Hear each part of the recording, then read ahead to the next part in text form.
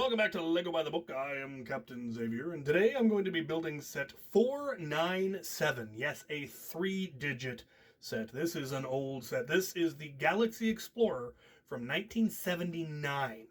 And given that I was born in 1983, this one is an old set. This isn't one that I had as a kid. It isn't one that I even wanted as a kid. I'm not even sure I was aware of it as a kid. Classic Space was before my time. I grew up in the time of Futron and Blacktron, which are the lines that came after it, and original Space Police as well. But I recently acquired the remake of the Blacktron Renegade, and as part of that I built the original Blacktron Renegade, which was very much part of my childhood.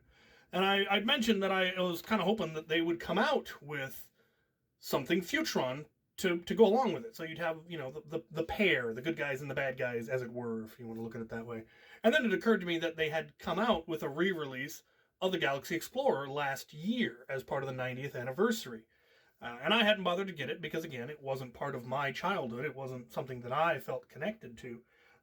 But I decided to get it since I had the new Blacktron one and they'd go well together.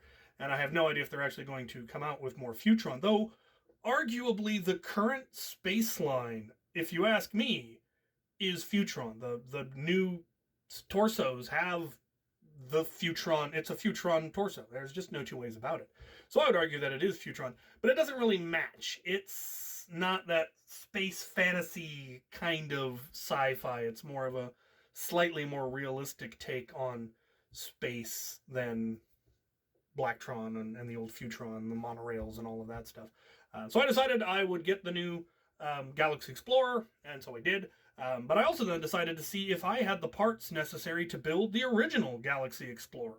I have a fair amount of classic space sets in my collection at this point, just from collections that I've acquired.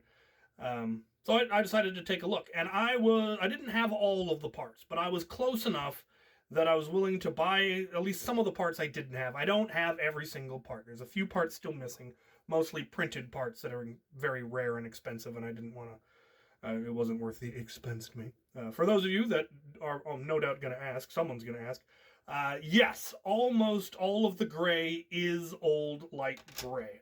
Probably 99%. I think there are 4 parts that are new light gray because I simply didn't have them, and again, they were very expensive because they were apparently uncommon.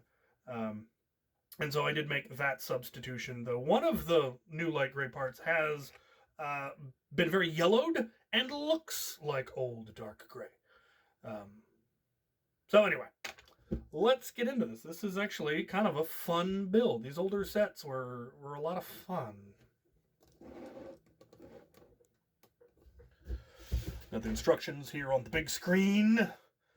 And we'll start with minis. So it comes with 4 classic spacemen, 2 in red and 2 in white.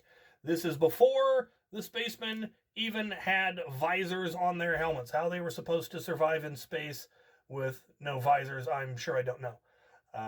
The knights had visors, but they never did make visors for these guys. We don't see visors until Futron, but yeah, we've got those 4, and here we go.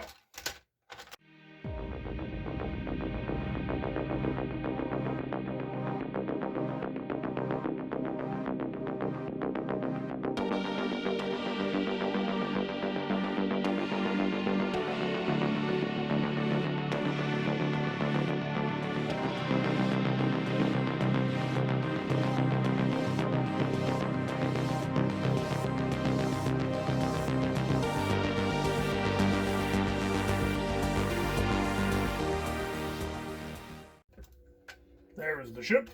We will get into the details at the end. I still need to build the little base that it came with, because it did in fact come with a little space station. Oh god, we lost his head. Pull yourself together. So here we're going to see some substitutions.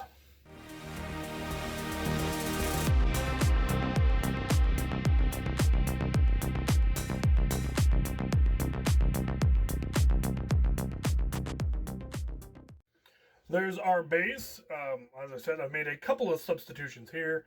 These are actually supposed to be the fin or the fin pieces. I'll show you a little bit later, but I simply did not have. This set calls for 8 of them. I had 3 in my whole collection, and trying to get a hold of 5 more was not going to happen easily. So there's also supposed to be an antenna that just looks like an old style TV antenna that I don't have because they're old and usually broken, but it would have been here.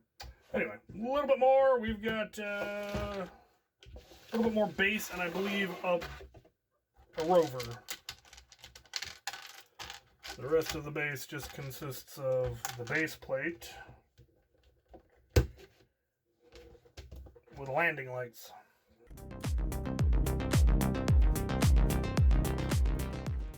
There it is. And then all we have left is a rover. And it is a very simple little rover with, oh yes, one of the gray air tanks, which I actually do have. Okay, and this guy is supposed to go here.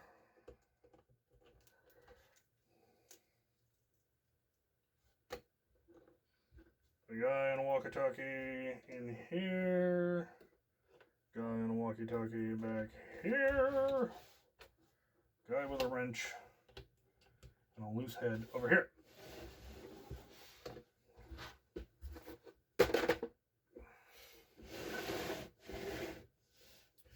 Oh, there it is, the Galaxy Explorer. And the fact that it comes with a base is actually really cool, because you wouldn't always expect the big ship to come with a base, but it did. Give you a landing pad, base plate. Mine is very yellowed, and one of the craters, which it's really cool if you can get enough of those to make a full ring, which I do have. There are some play features. The cockpit does open up. There's plenty of room in there. Fig can almost stand up, but not quite. There's no chairs. The steering wheel is strangely far back from where the control buttons are, but I didn't design the cockpit. Ooh. Radio's getting in the way. There you go. That closes, and then the back opens up. If you take this peg off, similar to the Blacktron Renegade, the back opens up, and then there is in fact a loading ramp, and you can drive the rover right up inside. I think you have to take the Fig out to get it all the way in. Nope, right there. And then this closes. Nothing actually securing it. It can rattle around in there, but loading ramp comes down, out comes your rover. So, yeah. I'm surprised I didn't make it so that this closed. But, oh, it does. But I think at that point the rover won't fit, will it? No. Anyway. Plenty of extra cargo space then if you wanted to do it that way. Train. Eminently swooshable. There are, for some reason, doors on the side here. I'm not sure what those are meant to do. Those are two of the parts that... The train is making noise. Two of the parts that I did not have in old light gray. I had one door in old light gray, and I was able to find a pair in the newer light gray. And since it's not directly next to another gray, it doesn't stand out nearly as bad as new light gray usually does against old light gray.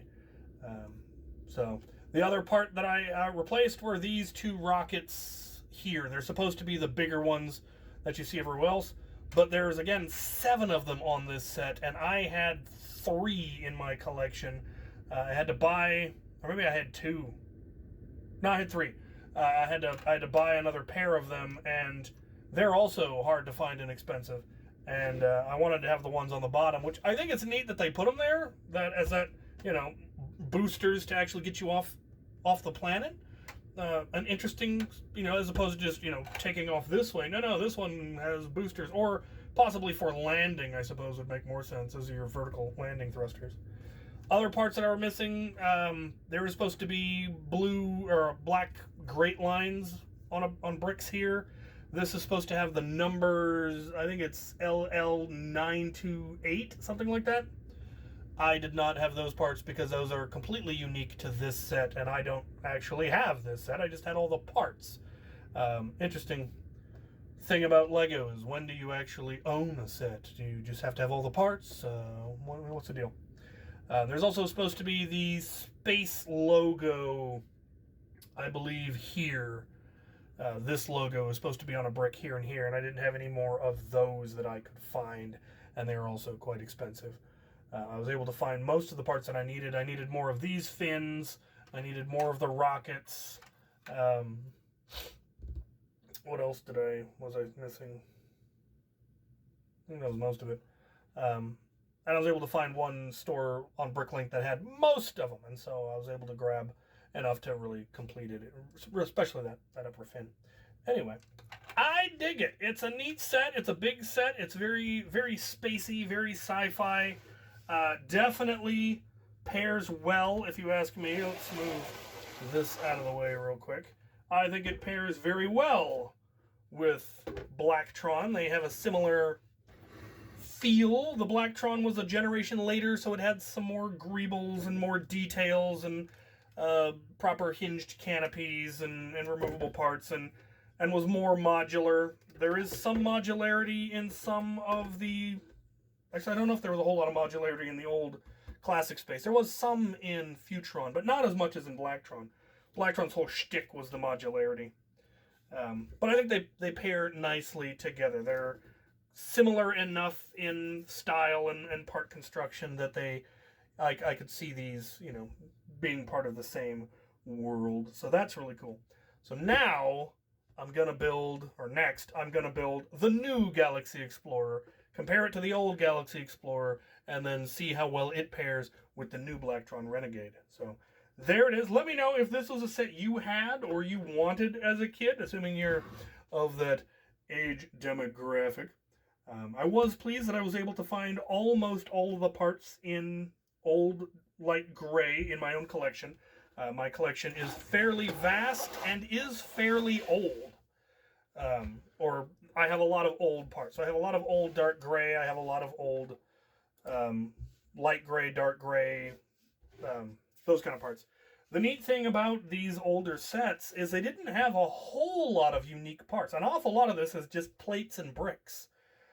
They did have some, fancy parts that are a little bit harder to find. But the vast majority of it is just bricks, plates, slopes. And those I have in abundance. Trying to find, these cockpit pieces, I was lucky enough I had enough of them. I had one of this clear plate, translucent yellow plate. I had all of the clear yellow bricks. Those older sets didn't have quite as many unique parts. The downside is, when they did have unique parts, they tended to be very unique and either were only in one or two sets from the 70s, and so getting those parts can be very difficult and very expensive. But for the most part, I was able to bring it all together. So there you have it, set 497, the Galaxy Explorer. Let me know what you think. Thank you for watching.